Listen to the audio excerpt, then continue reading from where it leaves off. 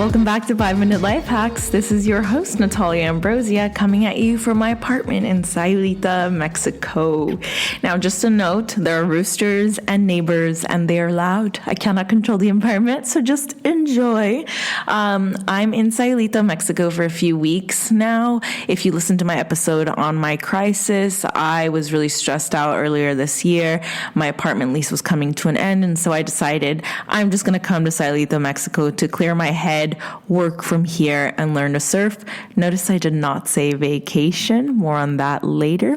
But today's episode is just about that, working remotely from paradise, how to do it, the benefits. And at the end of this episode, I'm going to give you a few tips on doing it for yourself. So let's get started. Now, people always say to me, your life is a vacation. You're so lucky. I wish I could do that. Well, I'm here to tell you that you can. I mean, unfortunately, some people have other obligations or work that does not allow them to work remotely from abroad. But for a lot of people, it just feels like you can't because it feels like a lot of work. And it does take some planning, but it is possible. So hopefully I can inspire you to do that. I have been doing this for a long time. I've lived abroad in 3 different countries, and it doesn't differ that much from living abroad. What it does differ from is big mistake I've made in the past is trying to work while on vacation. And I'm not saying checking my email. I'm saying like I had a friend's destination wedding and I was like, I don't need to take time off. And then I was there right before the rehearsal dinner with no Wi-Fi, trying to work, really stressed out and frustrated. And I vowed to never do that again. So the first thing you need to keep in mind is mindset. This is not a vacation. If you think about it like a vacation, you probably will be miserable because you'll be in your room thinking I should be outside, I'm on vacation, instead I have to work, and you won't get good work done, and then you probably won't end up doing it again because you'll feel like it doesn't work. So the number one thing you have to know is that this is not a vacation, though you can take days off and also on the weekends enjoy your vacation. However, there are a lot of benefits to working remotely from paradise, and the number one thing is that there's a change of scenery, so it can change your mind, change your perspective. You can get mental clarity, you can save money. Even if you're paying for an apartment at home, the cheaper cost of living might offset that cost, even if you don't save money. You can also have a built-in vacation on the weekends, or if you take days off. You can have more time to work on a project and to really dig deep.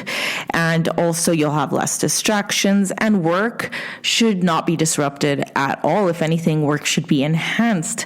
And so those are just a few of the benefits from working remotely. Now, here are my tips for doing it. Now, it does take a little bit of planning and a little bit of research, but once you've gotten down, it's actually a lot easier than you think. So number one, what you have to do when planning to work remotely is make a list of why you want to go and what you want to get out of it. So I want a break, I want to be at the beach, I want to learn to surf, and I want to have sunny days. And then you can make this list as long as you want and include everything. Now, once you've done that, you want to decide where you're going. You may have some idea. Mexico, Latin America, Asia, all those countries are really good for being cost effective and also being beautiful. And so you want to decide where you're going, look at location, price, accommodation, community, Wi-Fi. Wi-Fi is a big one. Make sure they have good Wi-Fi, the amenities, the yoga, the other people who are there.